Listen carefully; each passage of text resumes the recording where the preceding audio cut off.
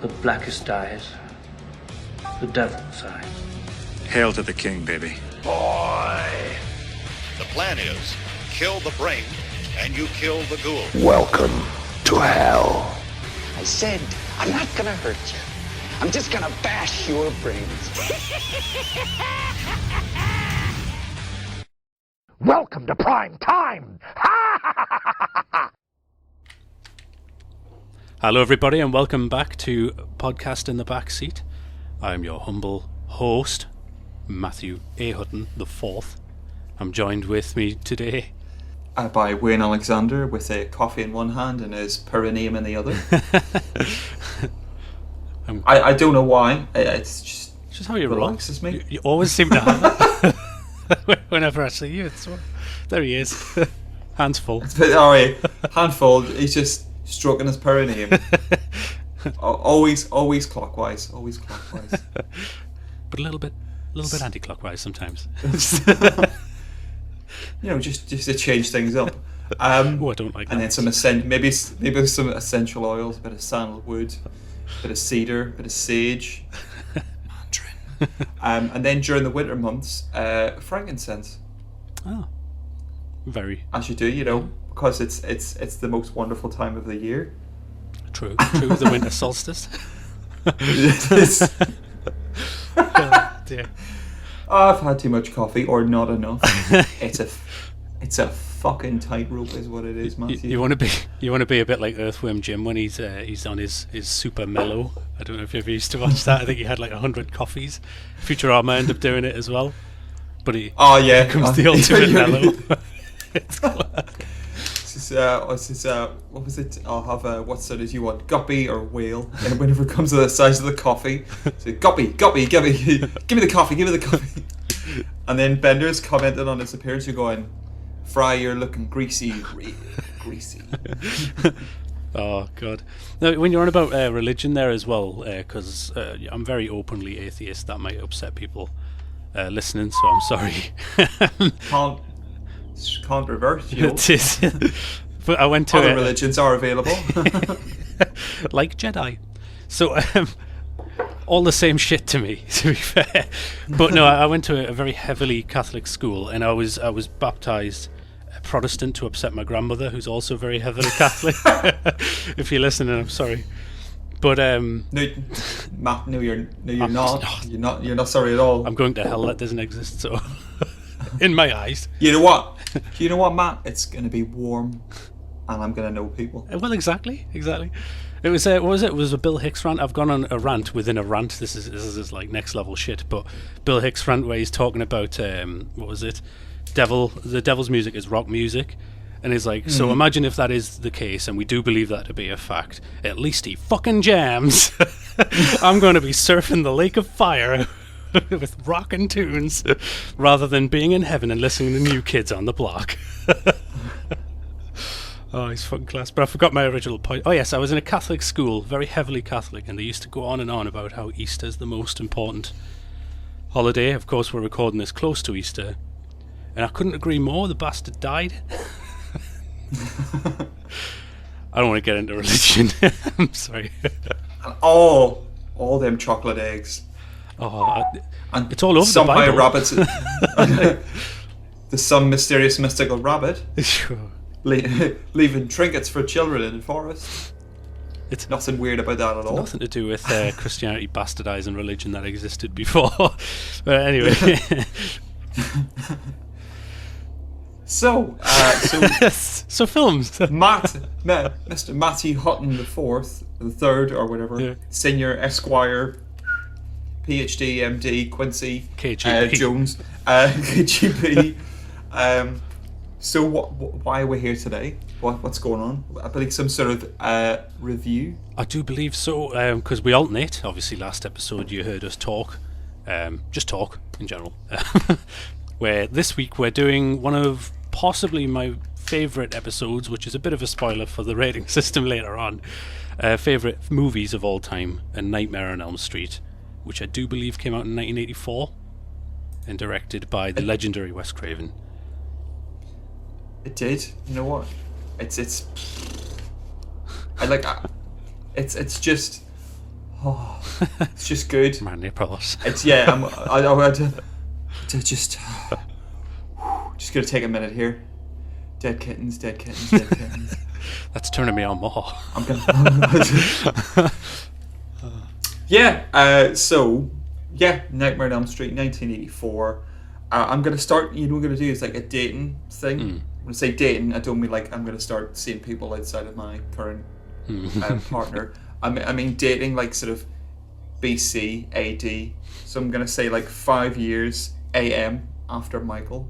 Yeah, fair enough. He was the OG, I guess. So yeah, he did, and I'm sure there was somebody running about killing people for no apparent reason beforehand. But you know, Michael made it cool, made it mainstream. He did. Just killing babysitters and people and just shatter. But yeah, 1984, 5 years after Michael, directed by the great Wes Craven, who kind of developed a bit of a following himself beforehand, and then just decided, I'm gonna fuck with people's sleep. It's such an about turn as well, because if you watch the films he made prior to this is completely like different in tone. Obviously, he did a lot of horror stuff beforehand, but I'm sure he did. What was it? The Last House on the Left, and that's such an amazing film, because I only saw that last year. But the way he uses music in that movie is perfect, because it's jaunty, but the things that happen in it are absolutely disgusting. Like, yeah, it's because it's 12 years beforehand, and it's quite dicey content. And then he's just decided to completely. It's very much a left turn. Yeah. And then another last left house turn. on the left turn. It's the last turn. But with Nightmare on Elm Street, he like takes a left turn and then a right, and then he loses the cops, and then he goes down a little side street into the sewers, and this is where he discovered Nightmare on Elm Street. Yeah. And then I think we were talking about this. It could have been last night, the night before, even just chatting as we do.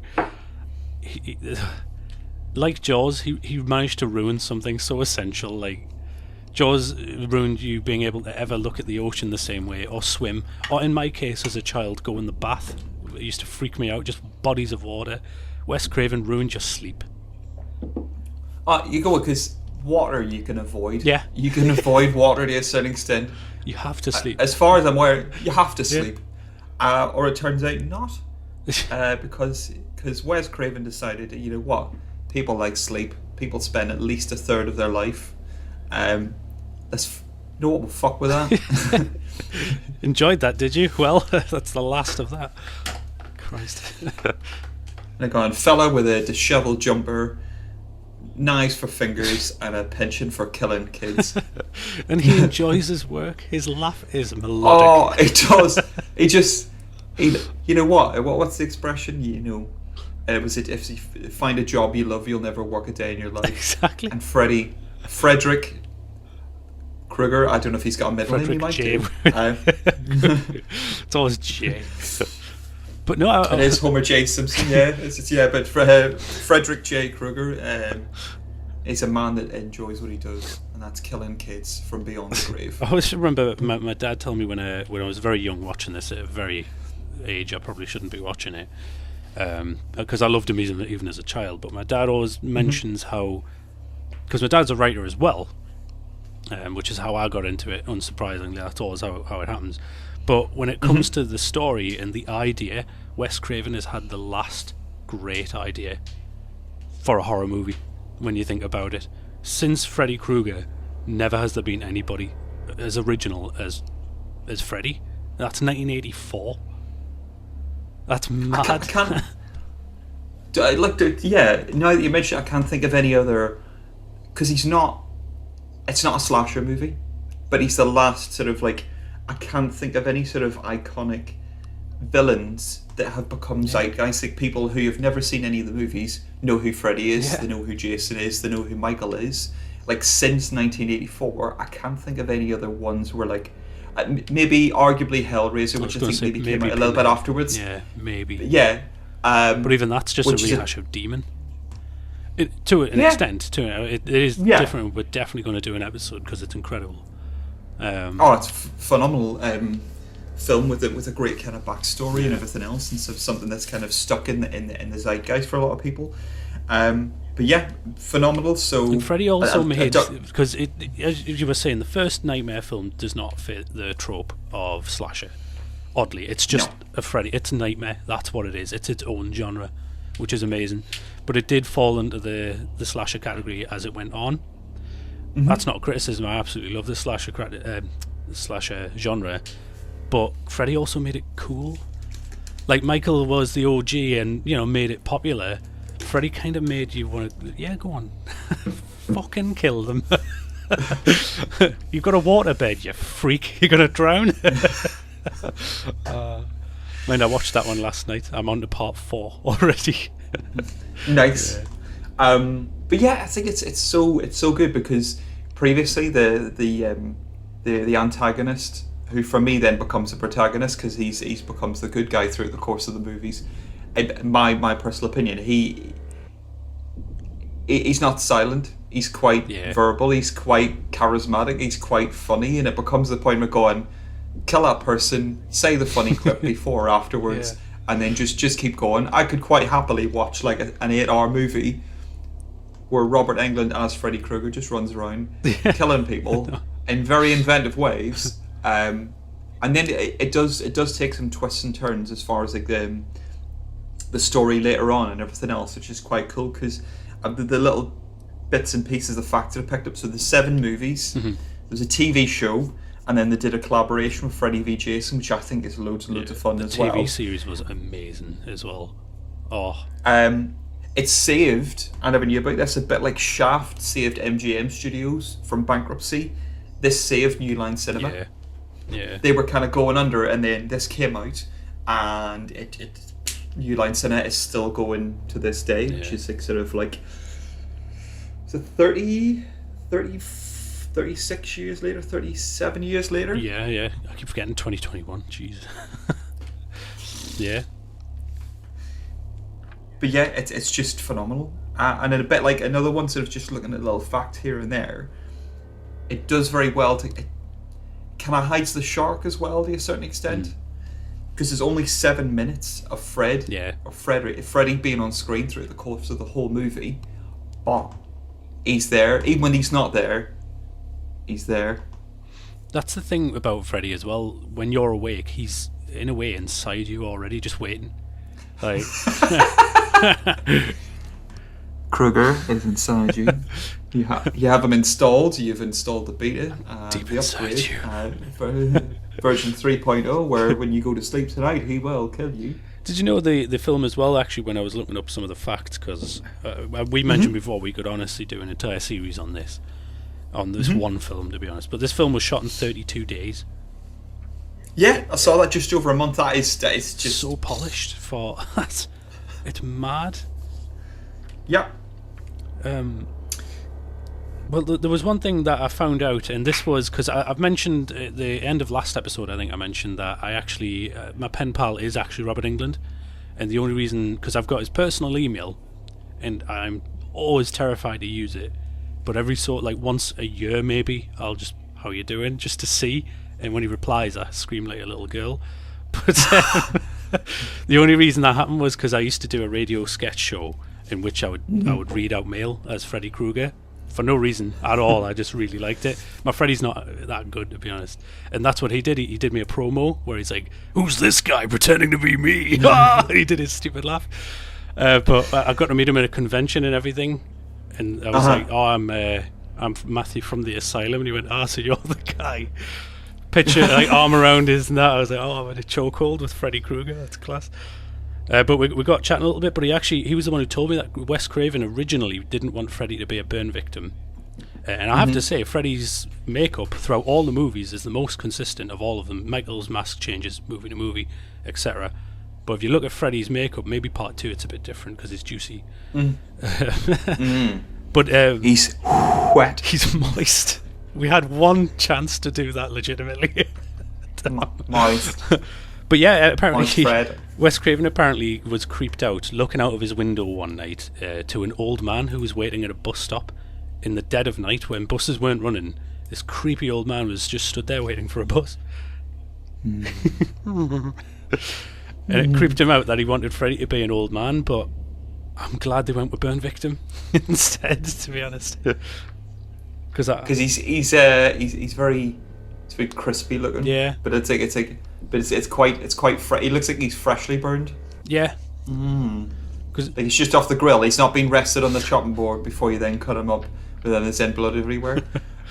He's not but well done. What's quite handy about Fred is that he, I like to call him Fred because he's a friend to all of us.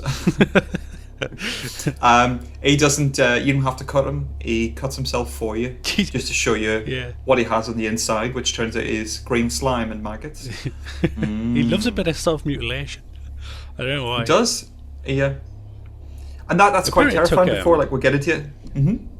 Oh yeah. Well, apparently it took 3 hours for that makeup as well. And when I first saw that, I thought 3 hours sat there is like poor Robert Englund. This all happening to him. When you actually look at the makeup. And when because a lot of the time, some of the makeups additionally will rip open his sweater and start slashing the faces and stuff. So that'll have taken longer. So just the face alone and the hands, because both hands had makeup on it, 3 hours is not a long time for the amount of detail that's in it, because he can still act. I'm doing facial expressions for those who can't see me, which is everyone. That's mad.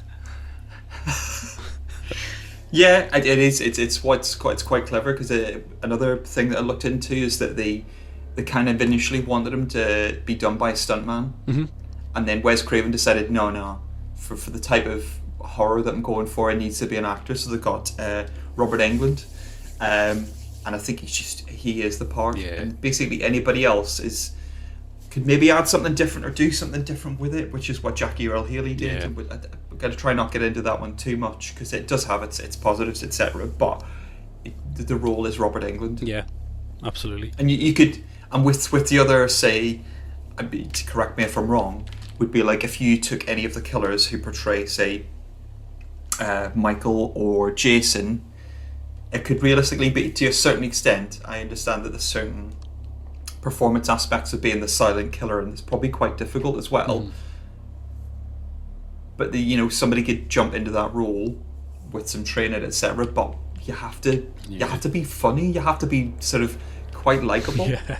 Like Kane Hodder portray that character, day, and somebody could fill in for him. Do you know what I mean? Just don't let him hear you say that, because he's fucking massive. He's so cool though. he's Did you see that where he did a fake out where he said he was retiring, and he's not happy with the idea that his life has been portrayed solely in violence in horror movies, and he went, fuck you, I'm joking. That's class. I'm going to continue to do this for the rest of my days. But when I got to meet Freddie, Robert Englund, we're so close I can just call him by his stage name, apparently. Sorry, because I'm going to send him this link. I really want him to listen to this show, because I want to do homage to it. And if he could write to our Instagram, I would cry. And that is again at Podcast in the Backseat. I repeat, at Podcast in the Backseat. There is much love for you here. If you are listening, we're not creepy stalkers, a little bit. But I was. We do like what you've done with that kitchen, though, Robert. That's nice. The curtains really set off the tiles. It's beautiful. You're breathing a bit heavy though at night, I noticed. Makes it very difficult for me to be able to peer into your kitchen. Is that a casserole? Is that a soup? I don't know. But no, when I got to meet him, he was sat next to the actor who played Jason in Freddy vs. Jason, which I believe was it Kane? Kane might have been. Kane the wrestler? I can't remember. I didn't really speak to him an awful lot. Was it? Oh, that's amazing, if that's indeed the case. I might be wrong. I'm not 100%. But I always remember, because the portrayal of Freddy is just Robert. Like, he told me himself when I was... Because we were chatting for ages, and there was a queue forming behind me and all sorts. But he had so much time for you. Like, he was telling me that his main hobby is to go surfing. Can you imagine Freddy Krueger? That's the coolest thing in the world. But one of the best things he did was, because I got to meet him, and very soon after I was in line to meet, it was John Cassier, who's another honest favourite of mine. He's the voice of the Crypt Keeper. He's in a few other things as well. He does Deadpool perfectly in most games. But when I was in line to meet John Cassier, I saw Robert Englund walking up to me, And I was like, oh, hello. And I seen him coming from the bathroom. He must have done his business. He shook my hand again. And he said, the scariest thing about that was, I didn't wash my hands. I just walked away. And it's like, he's just Freddy. That's all. Without the murder. Like, he's a nicer guy. What you should have done then is, could you have then sniffed your hand afterwards? Like an 8-second inhale, just go... 5 second limit or whatever it is. A rule. But no, I've never gotten... Because I got to meet John Carpenter, which I will talk about a lot, probably. And I've met a lot of celebrities because I go to a lot of conventions and I've done a lot of radio. And the only times I've ever been starstruck was John Carpenter because I'm a fangirl for him. But Robert Englund, because he was just exactly what you wanted him to be. He's just a gentleman. But I'm going to stop going on. I'm sorry. Not to be that guy, but I think you'll find it wasn't Kane the wrestler who played Jason Voorhees. It was Ken Kurzinger. So anybody writing in, please direct your hate mail towards Matt because he's just misdirected you there. It's not Kane the wrestler. I think he was in See No Evil, which is directed by the Soska sisters, right? Who did American Mary, which is really, really cool. Yes. Which also has Catherine Isabel, who was in Freddy v Jason, then goes on to be in American Mary, directed by the Soska sisters. But it's I can see he's a big, huge. Yeah, if you're gonna be Jason, you gotta be.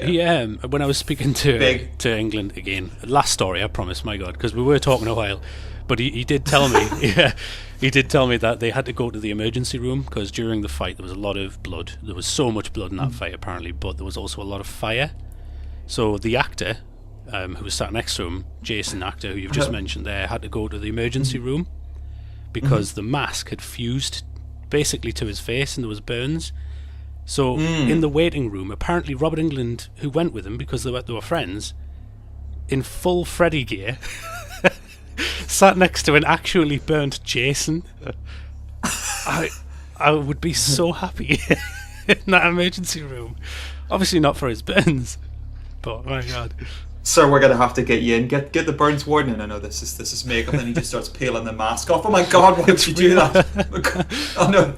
It's the idea that the burn doctor walks in and looks immediately at Freddy, having never seen Nightmare or lived under a rock, obviously, and thinks that's the burn victim. But yes, anyway. that to be a fly on the wall, that would be amazing. The greatest. The only other fact that I had was basically Heather Langenkamp, who played Nancy. Her boyfriend at the time, don't know whether he still is, maybe now husband, maybe ex-husband now, we don't know, is credited with creating the nursery rhyme for really? 1-2. That's amazing. That's really cool.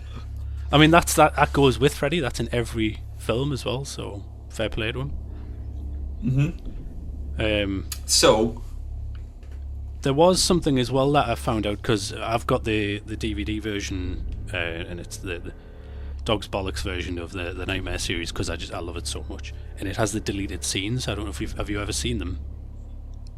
I haven't. Have you not? Oh, why would you do that? They are on YouTube. Lord and your Dog's Bollocks version of the DVD with the deleted scenes. Here's me sitting over here with my ColecoVision and Betamax. Playing your Nintendos. But no, watching the movie on what do you call them? What do you call this one with the two pictures? You put them together. Not a rotoscope, it was something else. What's the one with like the spinning thing where it's like the horse galloping over fences and you just gotta spin it with a little ball? That's what I've got. You sitting lording your technology over me. Just having it beamed directly into my brain. I've watched it. I'm going to watch 2 now. Done. And that's done. That would be the best. My God. But no, on one of the deleted scenes, if you don't mind me ruining it a little bit, because it actually changes the tone of the film like completely. There's a scene with the mother, who, I'll be honest, right, the mother gets a lot of stick, the actress of the mother, for her portrayal of the alcoholic, bless her, lady. But this deleted scene actually explains why, as well, to be perfectly fair. Her whole portrayal is based on this backstory, which you never get in the cinematic version. She's talking to Nancy. She opens up the boiler room, takes out the glove, tells her about Freddy. It doesn't end there. She goes on to tell about how Nancy had a younger brother. Yeah. And Freddy obviously knackered the brother when he was alive. And that's why they were so mad. What is the deal as well? I mean, that's the end of the deleted scene, by the way. But I just thought that was I was like, whoa, wait a minute. But that explains why she's so numb all the time, because she's obviously pissed. She's like really, really drunk all the time. But that explains why. But it also half explains what's the relationship between John Saxon's dad character and the mother, because they don't live together. No, they don't. But it's never ever explored in any sort of detail. It's weird. Do you think it would add, or do you think it would take away from the movie? I know you said it changes the tone, but do you think that would mess with the pacing of the movie? Because it's quite a sprightly, it's pretty much like 90 minutes long. Yeah, I think it would, honestly. I'm glad they took it out, I'll be fair, because it does change the tone entirely.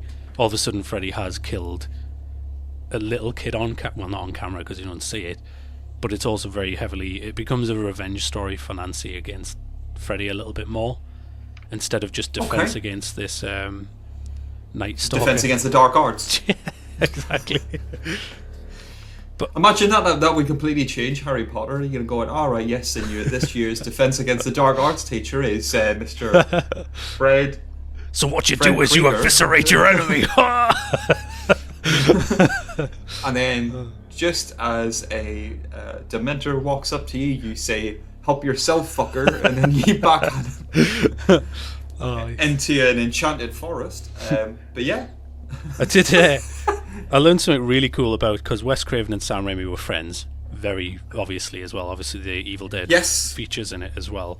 But apparently, the original Freddy glove, the very, very first one, the one that was used throughout the entire first movie, appears in Evil Dead 2. It's on there as Ash walks into the shack outside. But it also gets used in Nightmare 2. So Nightmare on Elm Street 2. But it got lost during the filming of Nightmare 3. Right. And it's believed to be in possession of Robert Englund's agent. If Robert Englund is listening and that's not true, I'm sorry, but that's just what I've found.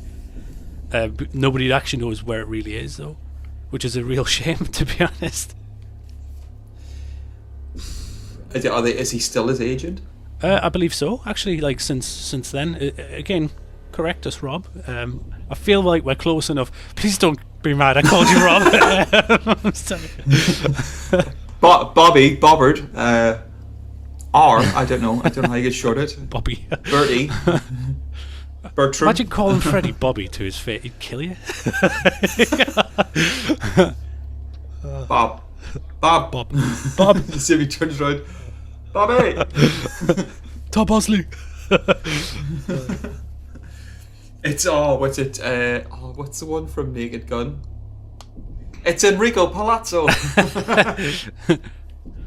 Brilliant.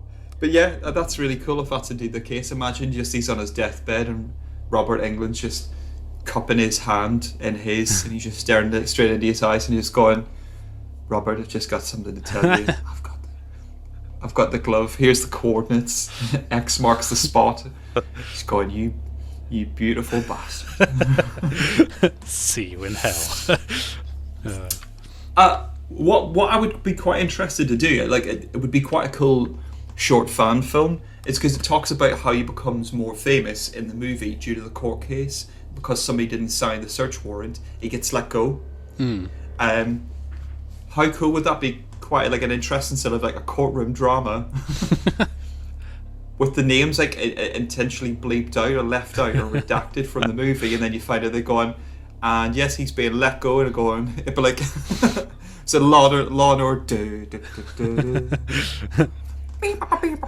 all that sort of stuff, and then it's going, Freddy Krueger's been let go. Fucking yes.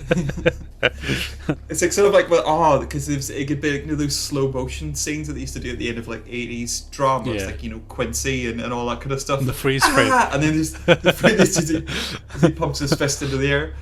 Frederick Krueger was let go on a technicality. Yeah. It does that bit like they do in like Intervention, like a loads of TV shows where it just fades to black and white, and then there's just a bit of script. Freddy was unfortunately murdered due to vigilantism. Because he was burnt to death in his own boiler room. I like the idea that in the courtroom that Freddy Krueger sat there in his hat wearing the glove, and he still gets off. It's dripping blood of their children as well. But yeah, that would be quite cool. Somebody in a courtroom drama where it turns out it's Freddy Krueger's the one that's got away on a technicality. I mean, the only other facts I could think of were obviously who appears in it. So you've got Robert Englund, made very famous from it, but also appeared in the likes of V. Obviously Johnny Depp. I think it was his first film. Introducing Johnny Depp as the open credits for the movie. He's amazing in it, as he usually is. He's a very good actor. He plays his part very well, despite the fact he does utter the line in the garden, "Chow, chow, chow," every time. I do not like that. No. But Lynn Shay appears as well. She cameos. She's the... You've snaked my little fact, my little nugget there on, going, a little bit of horror royalty turning sorry. up. Lynn Shay, you fucking rat. But yeah, it's just going. There she is. Yeah, she's in the scene. I only very recently noticed that as well. It was her voice that did it when she's talking about getting someone to read a book or something. I was like, hang on, I recognise that. I think you start reading Julius Caesar and Shakespeare, and then it kind of goes off in you a little bit of a one. But what I liked about it is that what I love about Lynn Shay, she manages to walk this sort of cult tightrope where she does like a lot of cult movies. She does she later does like Insidious and like all the subsequent sequels and prequels or whatever way you want to look at it. But she also is in is a Kingpin by the Farrelly brothers. Oh. She's the one that Woody Harrelson sleeps with. Yeah. Just going, That film was because Bill Murray with his hair flopping all over the place at the end when he's celebrating I was in tears. I love it. Oh, it's so good. But yeah, Lynn Shay is phenomenal. I love a lot of stuff that she's in. There's also particularly with there's more horror out in it. John Saxon, just absolute governor. Saxon. Lonely Island's jizz in my pants moment. I didn't want to just say jizz in my pants because it just made me sound like a real creep. God. Get a moist towelette. John Saxon's just turned up in a film. Not again. I just ate a grape. John Saxon's film. But yeah, John Saxon, you got Lynn Shay. Mm-hmm. There's a load of sort of great people in the movie. But yeah, I think sort of because Heather Langenkamp basically takes like she doesn't turn up in the first sequel. She turns up in the third movie, doesn't she? Yeah. The Dream Warriors, which is a phenomenal movie. I'd love to do one about that as well. Yeah. And then sort of I think the nurse that's in the movie is, I believe, is Wes Craven's daughter. Is it really? Oh, that's close. I could be wrong, but I was under the impression. I believe so. I think she's the daughter of Wes Craven. That's amazing. I remember. I noticed the guy. Do you know the Dream Doctor, who's measuring her dreams and REMs and all that. He's in Demon Knight, but for the life of me, I can't find his name because I did look it up. But he does. He's one of those people that appears in the background of a lot of things. Mm-hmm. But I don't know his name. Bless him, because he's good. But Craven's daughter in it though. God. I think she's the nurse. No, she's not the daughter. I think no. I tell a lie. I've fucked up here. Was wife then 3 years after Nightmare came out, ex-wife of Wes Craven. So it would have been Mimi Meyer Craven. Oh. Craven Meyer. But yeah, they used to be married, and obviously not anymore. I think shortly afterwards, that they split. But yeah, I just absolutely adore the movie. It's absolutely, it's just loads of fun. There's I was gonna say no, it's gone. Yeah. So one weird little sort of sidestep from this: the guy who plays, is it Nick Corey? So he plays Rod, who's the boyfriend of Tina. He went off on a bit of a spiritual journey shortly after the movie for like 7-8 years, and went off to Egypt and a bunch of other bits and pieces, which I thought was quite cool. Yeah. But Marge, played by Ronnie Blackley. Blakely. Yeah, she's numb. Yeah. But it makes sense when you hear that scene, though, doesn't it? A little bit. But she's the one who gets the most criticism, and I just think it's worth mentioning. She's probably a much better actor than you think. I think it's intentional. Yeah. It's a bit like the mother or the auntie from it's a sleepaway camp. Yeah. Where they're sort of almost elevated, almost like theatre style acting, etc. That's for a particular reason, and you find that out later on in the movie. But yeah, should we get into it? Sort of thoughts about the movie? Obviously, we've gushed about the amazing, the cast, little bits of facts and stuff like that, and how he's I always love to go in, but before that, because I always look for mistakes or goofs, as it were, and I found a few. And the only reason I found this many was because I've seen this film 150 million times and watch it every year. And one of the main ones I noticed, at the end bout, Freddy's fighting Nancy. Nancy whacks him in the face with a mallet. He goes over the banister and lands on the stairs. If you look at the stairs, you can actually see the mattress that the stuntman, because I don't think it would have been Robert Englund, lands on. All for safety, though, so I'm not going to criticise him for that. Very briefly as well, and this is the only one that I wanted to pick up on mostly, Freddy's glove switches hands when he's chasing Tina. It's just for a split second. You see he's got it on the, because it's normally right hand, it's on his left hand. Clearly the film was just reversed, that's all. For some reason it would have been the direction they were running, just to keep consistency. And the last one, which is a big one to be honest, Nancy burns her hand, the top of her forearm, to get out of a dream. The burns on the bottom of her forearm for the rest of the film. How dare they? How dare they make such an amazing film? Dare points of view. The inconsistencies in West Privilege. Actual fine. But I just love looking at goofs. I don't know why. I'm a sad bastard. But they've taken into account 32 days. Oh, exactly. Yeah. Oh, and you these goofs on criticisms, like, definitely. I just love looking at how films are made. So if I ever want to throw someone down the stairs, fucking mattress, let we go. There we go. That's it. You know what you're doing. But yeah, you can jump. Don't whatever you do, don't kill your cast. It becomes very costly. Yeah. Protect them as much as you possibly can. But that I thought that was really cool. The little goofs, things I'd ever noticed myself. The only goof I can think of related to Nightmare on Elm Street is you mentioned the glove from Evil Dead 2, and there's the bit where they've dubbed in, not badly, but each says work. He says work shed in Evil Dead 2, but it's just that's not the word that he says. So whenever he's on his way to the work shed in Evil Dead 2, he doesn't say work shed. He says something else. Yeah. But apparently Kurt Russell, whenever he met on the filming of John Carpenter's Escape from LA, Kurt Russell asked Bruce Campbell to say the words work shed. Oh, no way, that's class. Which I thought was quite cool. So shall we get into the review of this opus?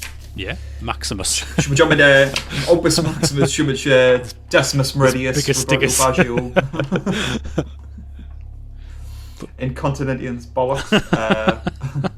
Bolloxius. Should we do basically with the sort of the sensual part of it, the senses? Yeah. So do you want to jump in with sound first? Sight? What do you want to do? Touch? Yeah, I think sound is probably... Well, actually, I think with something like Nightmare, sight's probably the best thing to go in. With Freddy being a dream-based killer, he can affect reality in the things that you see, I guess, so it's probably more important. So what were your main picks for the likes of sight? Sight, I think sort of visually, like sort of bits and pieces that I really, really enjoyed about it. Sort of like you said, considering it was 1984, filmed in 32 days. It's very slick. It's very polished. It's very well put together. also a bit gritty as well, which I like, and I think that tends to be more so whenever it goes into the dreamlike states that they have later on in the movie. Say dreams, I mean nightmares. It's sort of like sort of other bits and pieces, like you get like the opening scene where Tina is making her way through like this sweaty, wet hallway, which you don't really know immediately isn't happening for real. There's like a lamb that sort of makes its way through the hallway, which is obviously a little winks at camera, lamb to the slaughter type thing. And it kind of hints initially at it, and then once you kind of review it, or once you kind of know what's going on, it's more and more obvious as far as like visual side things, that you're in a dream, you're in a nightmare. The way that they run in the movie, somebody could say, oh, that's a bit shonky looking, or whenever she's running, she's clearly not running. But it's meant to be like a dream, it's meant to be like a nightmare, that you're running as fast as you possibly can, but you're not getting much further away from the antagonist. You're not getting that much further away from Freddy. We've all had those type of dreams as well, so it's relatable. Exactly. Other bits and pieces as well, like there's a good use of colour throughout the course of the movie. Like there's little hints of red, which has been used to great effect in movies, but it's not the really bright, obvious red that you would sometimes get.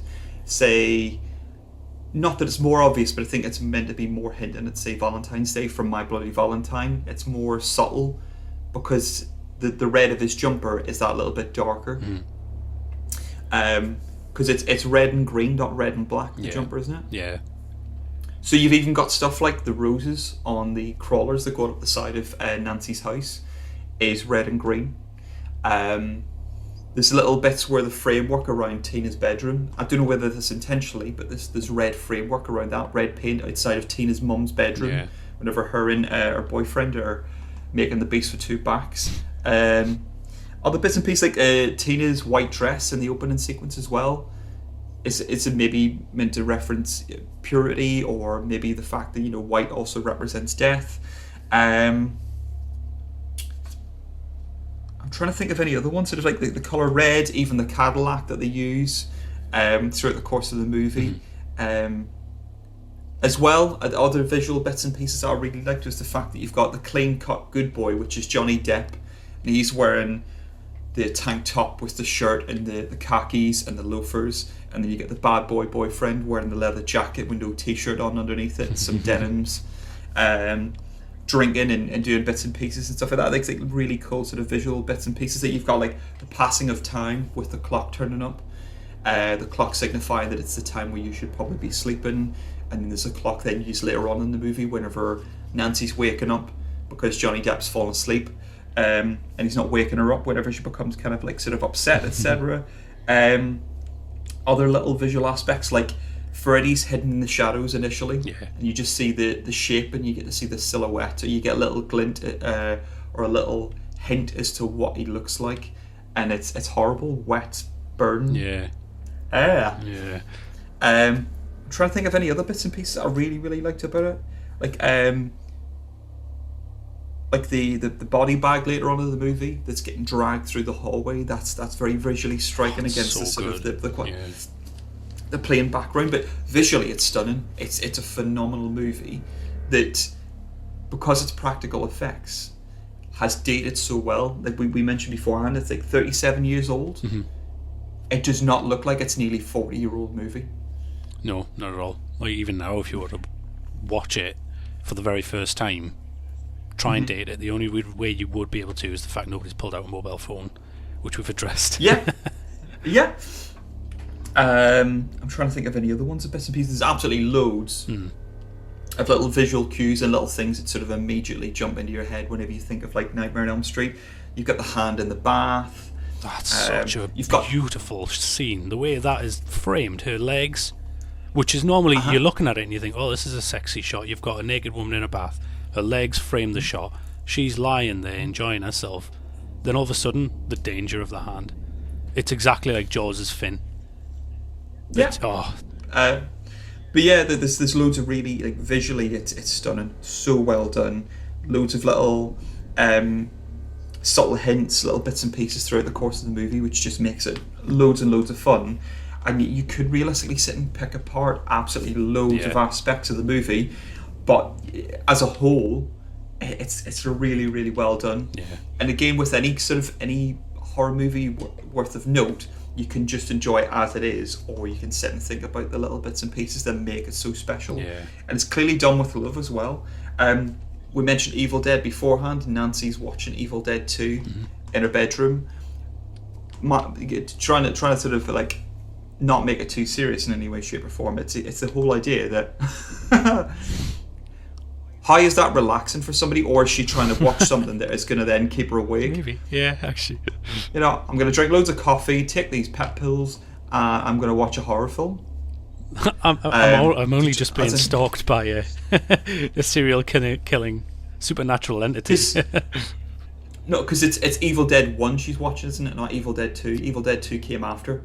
It would have been 1. Yeah, it had to come after because because of the glove in the work shed. But it's so well done. Like the framing for the bed where Johnny Depp is. When she's the scene in bed? where Tina, the scene with Tina, how they did that was just, I still can't figure it out. Obviously, it's like sort of they've taken the room and turned it upside down and a few other bits and pieces, but it's just some really cool little hints, like Freddy's face pushing his way in through the wall once Nancy's sleeping. I was going to say that scene is done better in that version. No offense to the remake, than the remake equivalent, which is animated. It's so effective, and you can see how they've done it clearly as well. There's just a screen in that shot, but again, if you're sitting picking it apart, if you're watching it and enjoying it, Freddy's coming out. Sorry. Oh.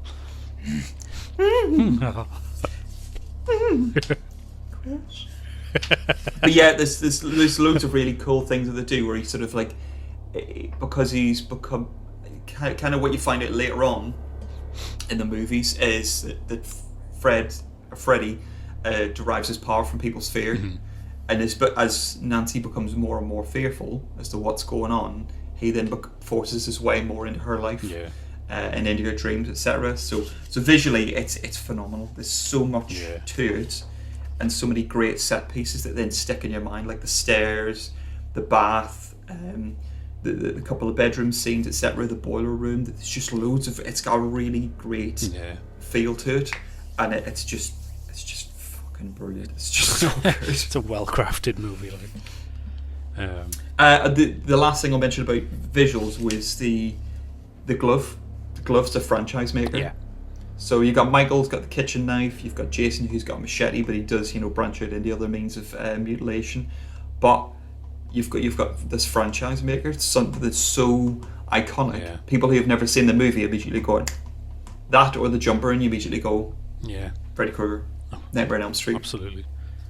Yeah. What about yourself? What visual things did you enjoy about the movie? It honestly looks like we picked up a lot of the same things, but again, the glove being the iconic, his face, Robert Englund himself, do you know what I mean, is just is what you associate with horror even. No offense, that sounds horrible. No, I mean like the Freddy Krueger face, as it were. But I did notice something quite odd in the opening scene. The credits actually play out, which is very rare in horror films. Normally you get you watch Halloween, you see a pumpkin, credits play out, the iconic theme plays. In this, the original, you see him making his glove, which is, when I watched it this time, I sat and thought about that. You're watching, because at this point Freddy's not dead yet, you're watching a serial killer make the tools in which he's about to kill a child with. That's kind of creepy. That's really visceral. I never thought of that. Yeah. I'm watching him you think, this guy's a craftsman. I wonder if he's got a background in engineering or sort of making tools. What does he do in the boiler room? Kill kids? Is he a modern day he's a modern day blacksmith? I imagine it'd be weird him going to like some sort of Forged in Fire type TV show where you're going, what do you want? I want a glove with some knives on it. Don't ask any fucking questions. What are you going to use it for? I don't want to use a paper shredder because I don't want to use electricity. I want to do it manually. I want to trim the hedges. Peeling apples. But he's Geordie now. I want to be able to. I want to high five somebody, but also severely maim them. He's opening tins of beans with his other hand now. He can't open any jars, nothing. It's just that's quite brilliant. But yeah, he's making his weapon, and you're watching it happen, and you know what it's going to be used for. That's the worst part. Because at this point it's fresh. He's not done it yet. Like, you're watching somebody who has the intention of going out and killing children. At that point, that's the prequel.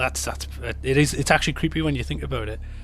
But the chase with Tina at the very beginning, the credits start playing out, which is very rare in a horror film, especially of that era. I think it works, because if you were to have an iconic screenshot with the theme playing, it would be a bit too jarring, weirdly, in that scenario. Where it fits in other things, obviously, like even Friday the 13th always has that black background. The 13th usually smashes glass or something, weirdly. But you picked on the lower frame speed as well, in the dream sequences, just to signify it. And a lot of the time, when they're asleep, you know they're asleep even before they've told you. That bit, Glenn, are you still awake? Yeah, he appears in the dream. It's like, Glenn, you fucking idiot. It one job, man. But yeah, he's iconic. He's iconic himself. I did find out, this was when I was growing up, there was a documentary where Wes Craven told us how he did the blood fountain. And apparently that room, Glenn's room, turned like completely upside down, and everything was nailed into place and everything, and you couldn't tell. Normally you can see like the quilt on the bed or something if it was a shoddy, a filmmaker would lift, and you'd be able to see it, but actually the fountain itself was just being poured through a hole because the room had turned completely upside. That's mad. And that to make the lamp rigid, and when you see the water actually hit it, you can sort of see it fighting against it when it would have actually pushed down. But everything else was absolutely the same as yourself. Tina's corpse, the way that's done when she's in class, falls asleep, turns, and just there's a stark jump cut to her saying Tina and wiggling at her in this body bag. I remember as a child being creeped completely fuck out of that. It's creepy. It's quite cool because obviously he's reading the story, and then the focus sort of pulls back. You realise, she doesn't care about Shakespeare, and then all of a sudden turn around, there's my mate. Hi, yeah. Oh, you did. Oh god, yeah, I forgot. She was murdered the night before. Right, I'm sorry. Who's going back into school the day after your friend's been brutally murdered? Let's pick apart the logistics of that. Gone. If there's any reason to take a day off school, what happened? Well, me and Johnny Depp faking being at somebody's house so we can stay around whilst my friend sleeps. Creepy as it is, and then her boyfriend turns up, interferes with her, and then he apparently murders her. You want to go into school tomorrow? Aye. Yeah. Cool, yeah. Gonna get back and make sure I get my GED. I'm gonna get my GCSEs or whatever else you want to look at it that way. I'm gonna get me quals. Gonna get myself an apprentice. Me qualifications. Gonna get my gonna get my grade point average up. That's it. It's just sort of like, what? You're going to school the next day. What were you thinking? Just take the day off. Have a bit of it. Maybe just don't sleep. Just stay in the house, drinking coffee, watching mum Irishes up that coffee big time. She's not rushing it up as well, and it's quite blatant as well. She's just going. She's not even trying to hide that. No, she doesn't even care. What are you doing? I'm just having a glass of water in a highball glass, and after every sip, I'm going. Fuck. Oh. Like you're watching and going, that's a house measure. That's not the one you're going to get round the bar and going. She's poured house measures. Woo, she's not even going to put a mixer in. She's replaced her blood with vodka, hasn't she? She's got too much blood in her alcohol. That's what it is. But yeah, that's quite good that you mentioned beforehand about the whole idea that she's numbing herself. Of course you would, especially if your youngest gets knacked by Bobby. John Saxon, the sexy, charismatic Tyrannosaurus that he is. You've become distant. Yeah, of course you would. Yeah, you'd be hitting us. Of course you would. Aye. But as you say, though, you could honestly sit and pick apart each and every scene. It is a finely painted movie. It's the Rembrandt of films. Do you know what I mean? Like visually, it's stunning. It's more like Caravaggio, to be honest. Caravaggio, Caravaggio, feel it's dead bumpy. It's like that scene in with the Ferris Bueller where they're just sitting back from the painting and they're just standing and just watching that music playing. But we're watching a child killer. It's beautiful. Look as he dances. There's shiny red fireworks everywhere. But yeah, visually it's stunning. I you know what, I was watching and going, I hope they do 6 more movies and then a collaboration with another fella and a TV show and a remake. Too right. I want more. It's like the Xenomorphs. A poor sequel featuring a xenomorph is still a good film, in my opinion. Yeah. And exactly. A poor, and there isn't one because I love all of the sequels to Nightmare. Like, just they can't do wrong for me. But a poor sequel with Robert Englund's Freddy in it, I'm sold. Like, it's great. Oh, I'm in. Yeah. What I was going to say was just one last thing visually about the movie is the Freddy himself isn't physically imposing. He's quite short. Yeah. He's quite wiry. Yeah. So you got like Michael and you got Jason, are very physically imposing. The shape, and you've got Jason with a big fucking machete. You think it'd be dead shiny. It's not. It's covered in crystallized blood and rust. It's all brown and horrible. Clearly, he doesn't wash it. Obviously, that's going to get ruined. He's going to have to put that in the dishwasher at some point His or another. mother will be livid. He's going to take her cut. He's probably going to have to soak it beforehand with the pans, and then. But yeah, he's not physically imposing, but he's still terrifying. Yeah. Arguably more than maybe say Michael or Jason. Yeah. Depending if you're going down the route of being physically terrified or mentally terrified. Well, I think that's what he does. Talking to my partner about this yesterday when I was watching part 4, because every time I watch part 1 I have to watch the entire series, so I will go through them all again. But when I was sat there watching part 4, because she doesn't like Freddy, she actually hates the Nightmare series, and it's because it works. She's exactly the wrong type of audience for it, because it just creeps her out, which is fine. That's good. That's what it's trying to do. But we were talking about horror movie villains, and as I even said to her at the time, Freddy's the last villain that you want on your case because you've lost. Like, Freddy is only defeated in our world with his greatest weapon, which is you can't beat him. So that's why some of the ways he is defeated are his actual downfall in terms of storytelling, because they use holy water at one point. What do? You've lost. They even throw a Jason fucking Voorhees at him and he still laughs at the end. But yeah, he's just brilliant. Shall we move on to sound? And obviously, you mentioned in previous ones where we've got like they fit in so well together. What would you think about the sound of the movie and how it fits in with the visuals and everything else that goes along with it? Honestly, the sound in Nightmare is amazing, and obviously it's got its own theme, which is the only thing I noticed that continues on. So the iconic do I won't do it because I'm not a singer. But that iconic theme and his nursery rhyme are the only elements that get taken. There's a beautiful scene where he's chasing Tina for the first time. She burns her arm on the wrong side, I mentioned. The chase music in that is incredible. And I'm kind of good at it. It's never used again. That's the one and only time that... And this is obviously the music side of things. Obviously we'll go into the sound effects and things later on. But that scene, like the way he uses music and the way that Wes Craven always uses music is always to couple the visuals beautifully. So you've got, I don't even know what instrument it is, and I'm not an amazing musician, I'm more of a pianist.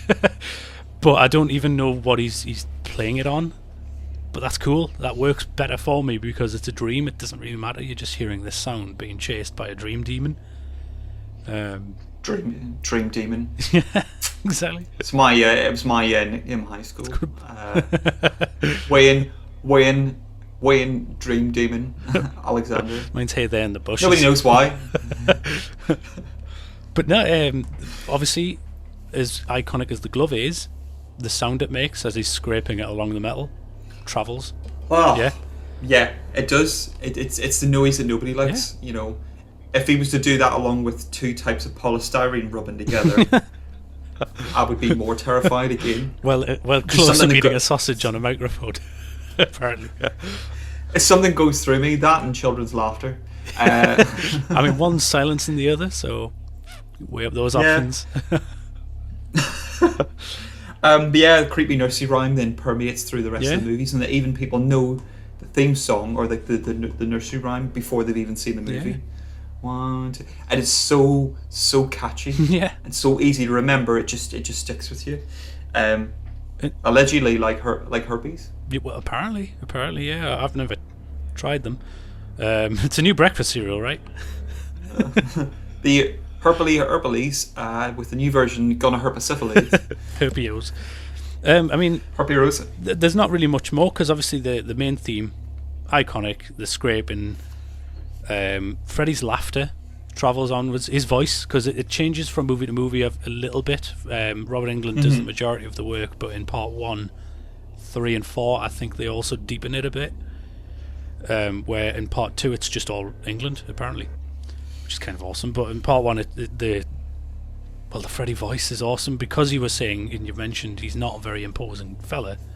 His voice really is like It's terrifying. Yeah, it's great.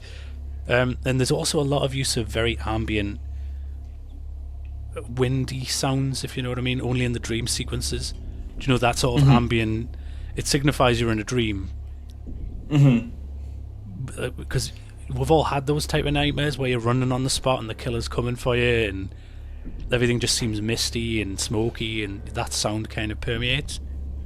But that's my main focus on sound. If you managed to pick anything else out. No, that's it. It's just apart from we mentioned it beforehand, where he's like laughing. What's more terrifying than somebody who's trying to kill you and they're thoroughly enjoying themselves whilst they're doing it? Yeah. Knives on the chalkboard. You've got the creepy nursery rhyme. You've got like echoing percussion, like a delay pedal type thing. It's just sort of letting you know that it's happening. Yeah. But yeah, it just sounds so different than anything else that's kind of come beforehand. I don't think it does have like an iconic theme in the same way that maybe say the sounds from, or that little Yeah. that you get with like say Friday the 13th or the iconic soundtrack to say Halloween, and maybe it's trying to distance itself from that. We're not going to try and do that in the same way maybe The Omen or The Exorcist or Halloween. Let's have the creepy nursery rhyme. Yeah. It has that little like 10-second theme that does play, but it's not a theme. It just plays once and that's it. And I quite like that. Obviously just going to get back one little note to put on the side. I completely forgot about this. So the sight, so there's like a fog at the start of the movie and like a fog at the end. So that's whenever they're driving off in the Cadillac, which is very much done up like Freddy's Jumper, and you get the fog at the start whenever Tina's getting chased. So I feel like it kind of bookends the movie.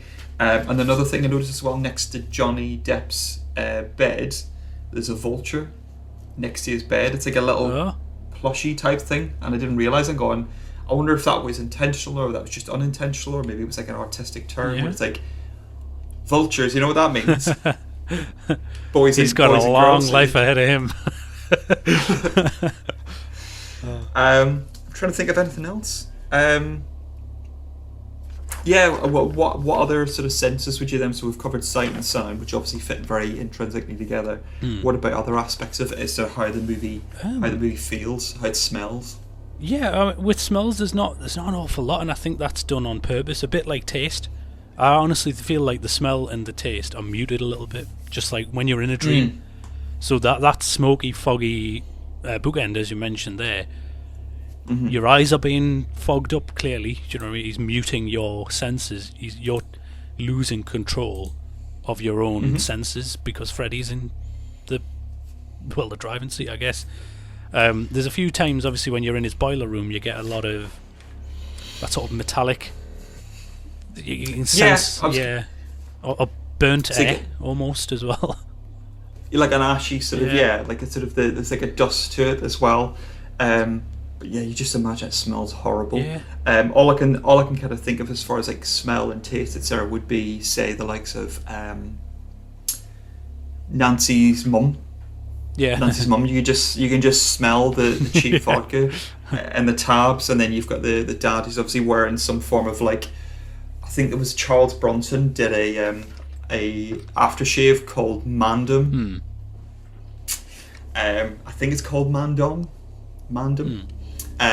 or like High Karate, like one of these really overpowering.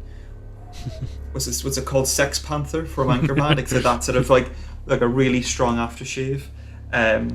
But yeah, sort of I think the taste and the smell and everything else goes really well together, and you can almost smell his charred skin. I was going to say, I bet Freddy, no offense to him, he's not real. It's like it's rancid to be around. Oh yeah, of course. He's filled with maggots and green pus and a few other mad stuff. And then he gets his face ripped off, and it's just the googly eyes looking at you. That's not going to smell particularly good. Yeah. The touch, however, I think it's very it's very wet. It's very moist. Yeah, it's very moist. It's very hot. Like stuff that would then lull you to sleep would be warmth. Yeah, I think touch is the one where you can discuss a little bit more. I think with smell and taste, I'm combining them to say they're kind of muted, but there's elements. But with touch, I absolutely agree. The idea that Freddy is always waiting for you as well. You're tense when you're watching it. When I watched that opening this time, and it was the first time I thought of it as watching a serial killer make his tools. It actually was uncomfortable a little bit, yeah. And when you think about it, for the actors, well, not the actors, for the characters, there'd be this overwhelming sense of despair. What the fuck are you going to do against something like that? Do you remember? It's game over.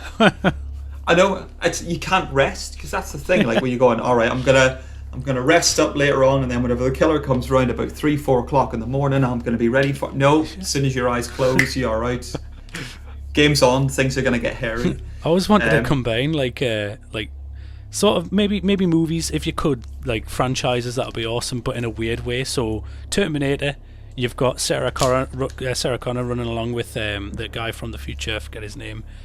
He gets shot. And it's John Connor. And they're all run. No, it's Kyle Reese. John Connor's the son later on. That's right. But they're under the bridge. They want to get some rest. He's been shot. She's just dressed his wound. Like, okay, I'm going to go to sleep now. They fall asleep and wake up in a boiler room.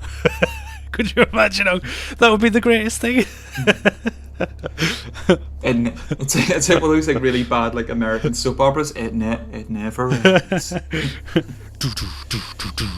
I'm just gonna get some kip here. Oh, I've got this this non-stop killing machine, and then as soon as you wake up, you've got the metallic robot trying to fuck you up. It's just amazing.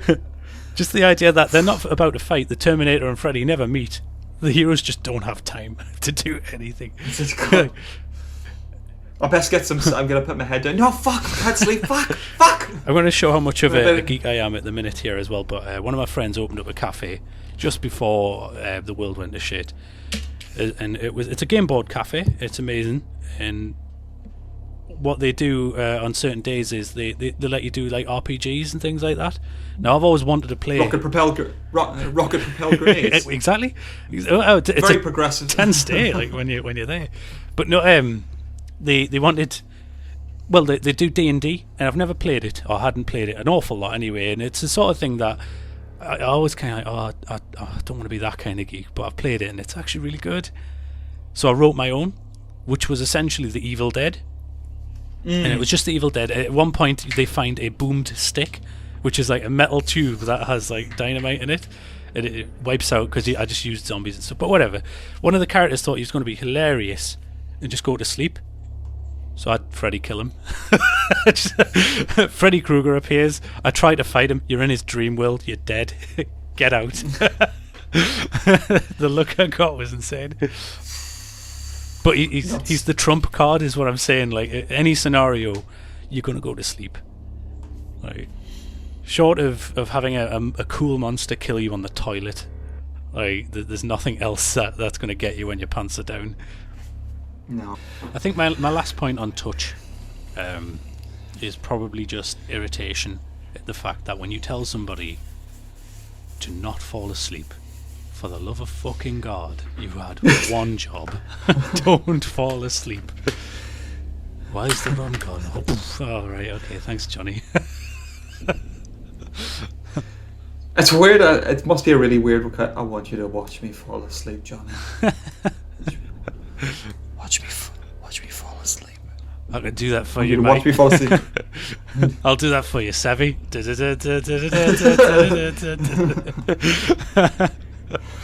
Anyway. all for 3 shillings. But yeah, but I had a few other bits and pieces aside from the census, which we kind of touched on. The mother smoking next to what is clearly a can of gas.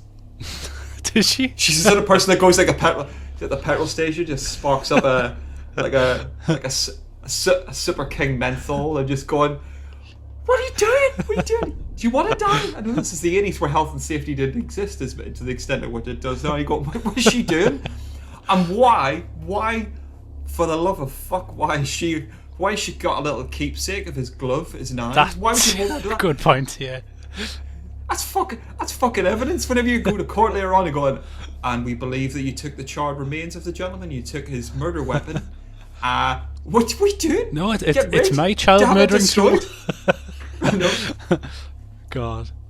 But yeah, that's absolutely nuts that she's held on. She's smoking next to a gas canister. She's held onto the weapon as they're going, "Hey, every now and again I come down into the basement, into the furnace. Whoa. This is like 80s America. This is probably like, was it California or New Jersey or wherever the hell it is. It looks like it's in the middle of the summer.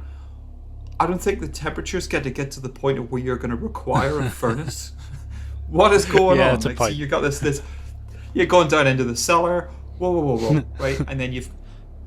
Imagine if you try and transplant it to any other horror film. I know. And going, hey, you just keep this kitchen knife kicking it around whenever I'm chopping up veg. Just reminds me when he used to have a daughter. I think, Yeah, no.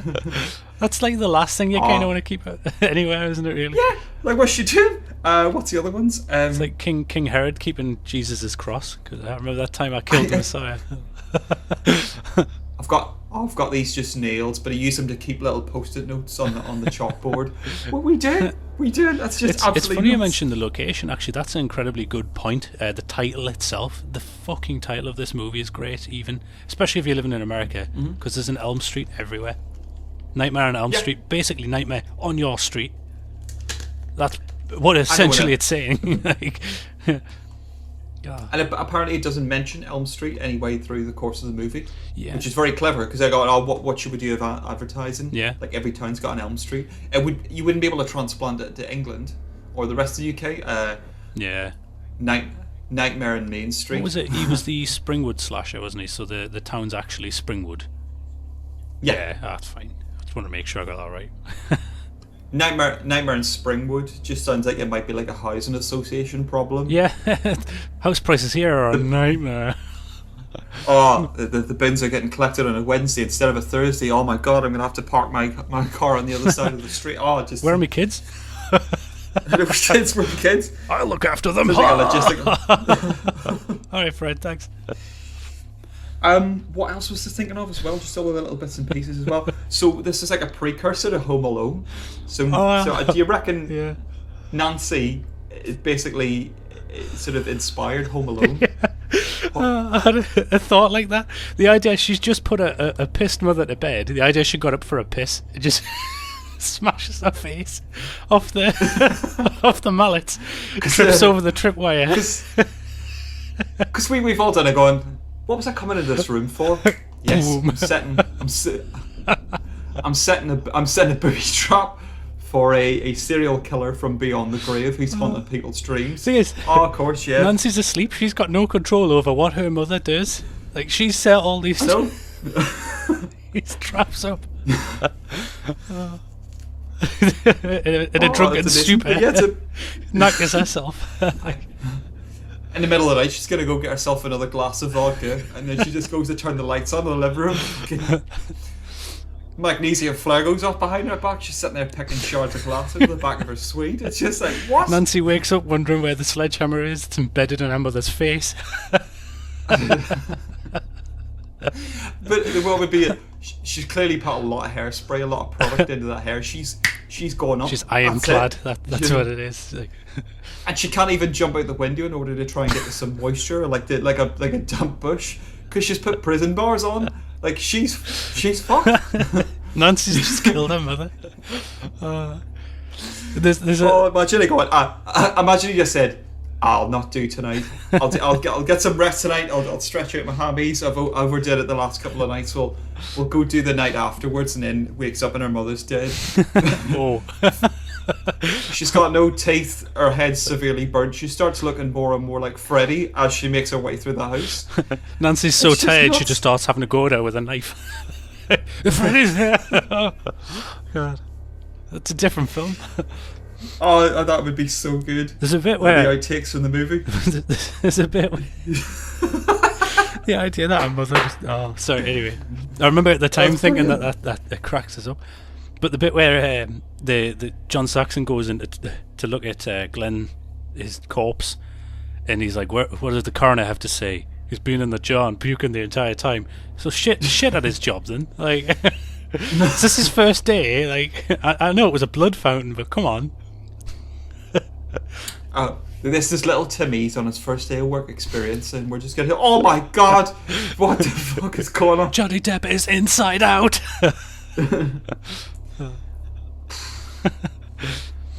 Somebody's trying to make I don't know, like a raspberry smoothie, and they forgot to put the lid on. Oh, that's what's happened. No, that's viscera. That's bits of Jack Sparrow is everywhere. It's what's going on. I'm dead, you're savvy.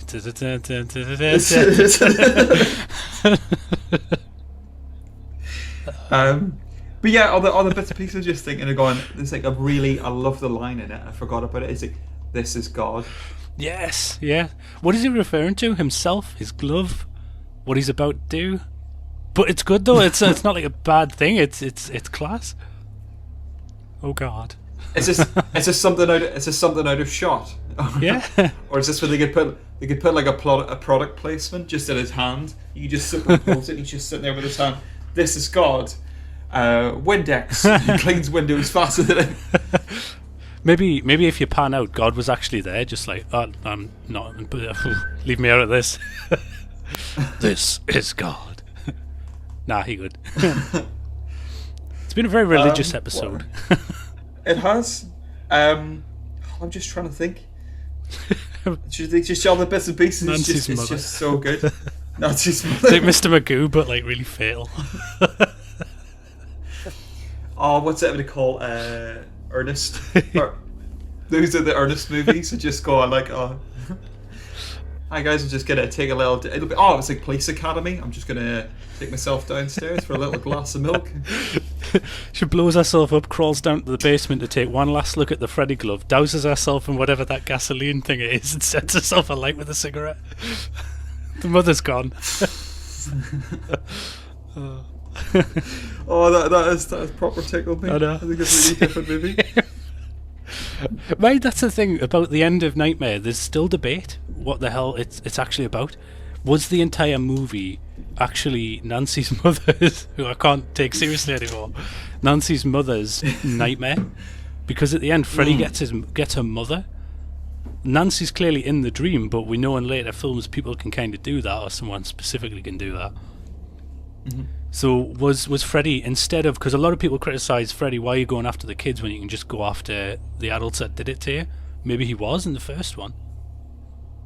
Yeah, you got the mother. That was because I think it's not your typical morality tale they get from a horror film. And they're going, don't have premarital sex, don't smoke, don't drink, don't do the drugs, don't be promiscuous. This one's more like, don't have your parents brutally murder a child murderer. And don't. You know what? Turns out two wrongs don't make a right. Two wrongs make a serial child murderer from beyond the grave. Who's having a whale of a time doing it, as you say. And that's what makes Freddy creepy. He doesn't just kill you; he messes with you first.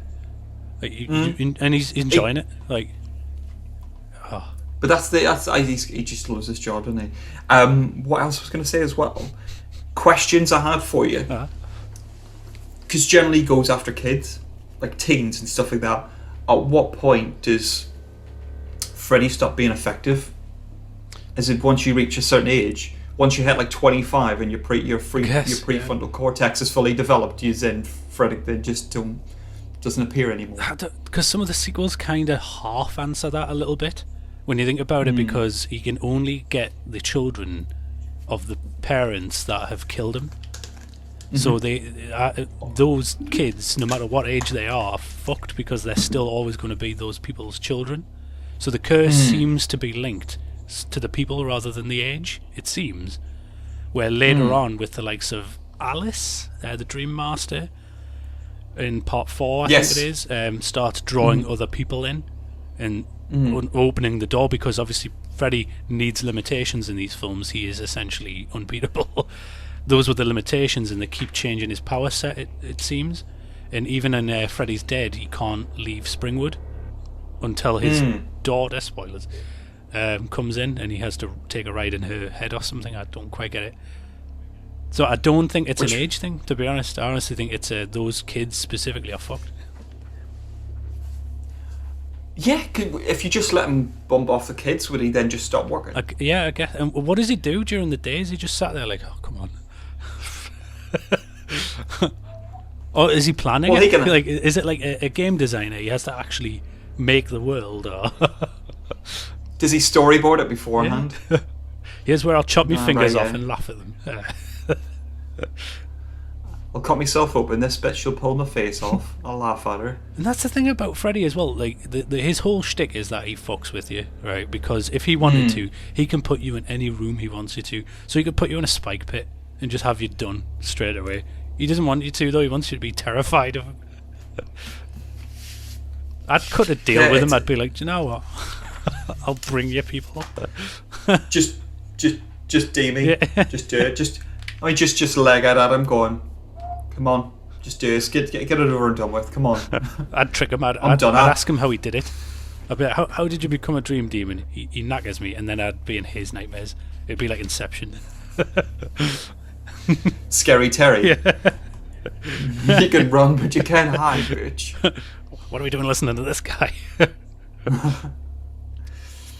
But yeah, I just what the bit that freaks me out. What scares him?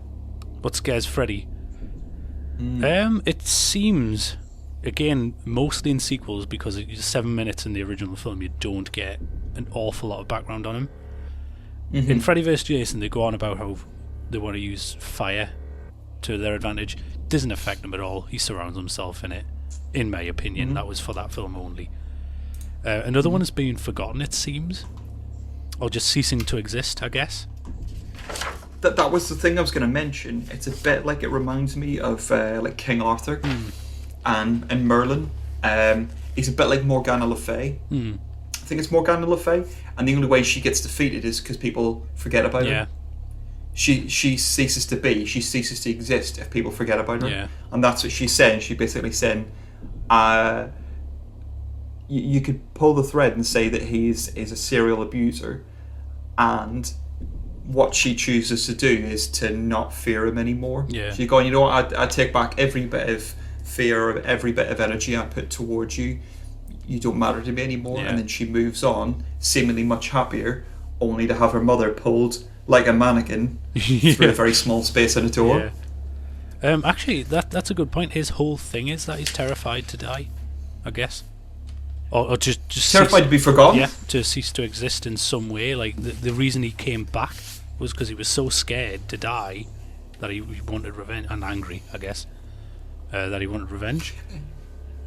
I think it's, of course, he shares the same, you know, not to sit and empathise or sympathise to a certain extent with Freddy, but I think he shares the same fear as everybody else, of fear of being forgotten, that he doesn't matter, he doesn't exist. And he's the sort of the repercussions of vigilantism. Yeah. This is what happens. You decide to take the law into your own hands. He becomes more powerful. He becomes so much more. He's no longer tangible. He's no longer tactile. Yeah. He can get you no matter what you do.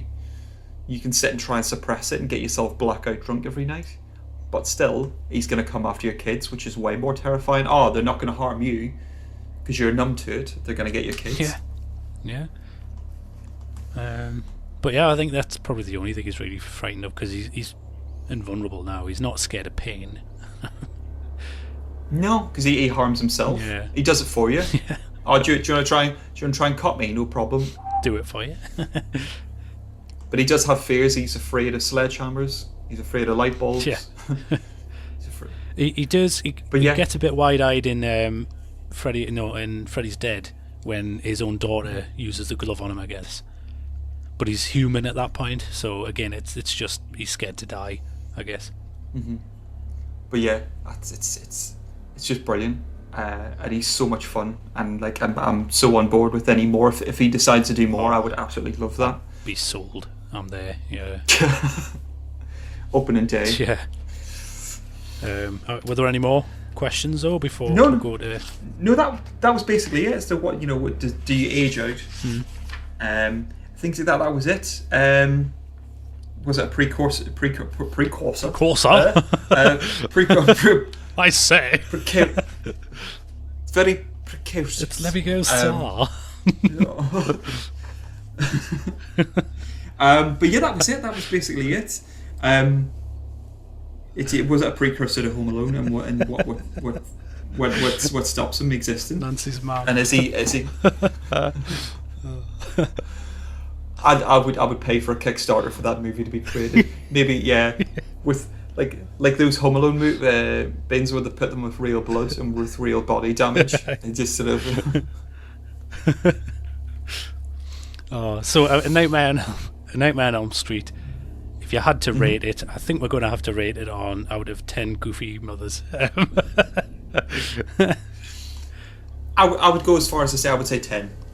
I think he's like you said, he was the last sort of great villain from horror films that kind of sticks with it. Other ones are kind of different spins and different, but he's an icon. Yeah. So I would argue to say 10, because what is more terrifying than somebody haunting your dreams? Yeah, exactly. With something like this, I always look at the rewatchability to a degree, because there's certain incredibly good films. Silence of the Lambs is insanely good. You can only watch it maybe once every few years though, because it's quite, I don't know, maybe once a year or so. Something like this, I could honestly watch it a few times a year and be just as happy, no matter how many times I watch it. Freddy, as you've said, he's an icon. I'm going to give it the perfect score. It's double 10. The first one. A fucking 10.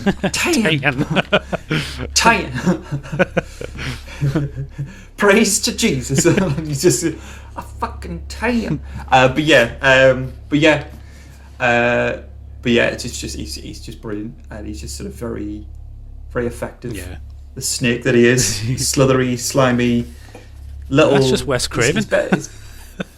Yeah, he's just a little short. He had to have the best idea for a fucking horror. But solid 10s though, all around the board, easily. And we'd love to hear your opinion on Nightmare, what you thought of it. Try not to, if you are going to comment, if you're listening, I hope you are, too much about the remake, because we'll almost certainly touch on that, which is why we've stayed away from it a little bit. We just want to know your opinion of the first. Yeah, the original. And if you do have any comments or any decisions or any suggestions that you have for us, or anything that you've picked up from it that maybe we've missed out on, please feel free to message us or drop us a comment on @Podcast in the Backseat. I repeat, that is Podcast in the Backseat. I was going to say our next review when you viewed it and then you watch it again, the review is our next one. It's going to be, we mentioned this beforehand, together, separately, behind closed doors, stroking one another's perineum. Our next movie is going to be Deep Rising. Nice. Stephen Sommers' Deep Rising. Late 90s, early 2000s, prior to him doing The Mummy. Oh, nice, cool. When I did it. So it's the same guy who went on to do The Mummy Returns, and he's done other movies since then. But I think personally, this is my favourite film that he did, with Treat Williams, Famke Janssen, a bunch of other phenomenal movie in it. cast in it. It's just so much fun. Nice. So I'm looking forward to have a discussion with you about that one, because it's going to be more. It's going to be more about the fun that the movie has, rather than sort of like its longevity. Oh, cool. I'm looking forward to this one because it'll be the first time that it's a film that only one of us has seen. So it'll be interesting for me, because I've never seen it, to see where I actually go with that. I think what we were thinking of doing soon was actually looking at films that we both haven't seen. So that'll be interesting. That would be interesting, and we'll try and do like a randomizer where we'll just have the system pick one for us. Yeah. We both go and watch it and then go off and sit and think about it. I think the only caveats we would have with it would be that we wouldn't normally watch a movie knowing that people have panned it and saying that it's, when we're not going to be sitting watching, say, was it Three-Headed Death Shark or whatever. We're going to try and pick movies that we have maybe heard things about where the movie's good. And then watch it and then sort of see, have our views and different things, and it'll be quite good not to have a preconceived notion as to what it's going to be like, because one of us have seen it or both of us have seen it, and we're going to be rewatching it and revisiting it. It'd be quite interesting to watch something that's completely fresh for both of us. I think you put it best when you were saying it. The films that we're looking for are the classics, or the good films that kind of just slip through the cracks for us. We haven't seen them for no other reason other than we just haven't seen them. Yeah, exactly. It's not that we've intentionally left them out. I think one of the suggestions I had was The Gate with Stephen Dorff. Yeah. With Tibor, the director. Nice. Tibor. Tibor. I think that's all the time we have, isn't it? It is indeed. It's been a bit of a longer one, but it's also been the first double 10, so I think it deserves the shout out it gets. So thank you all very much for listening. Do tune in next time. Next is general discussions. Until then, goodbye. Goodbye.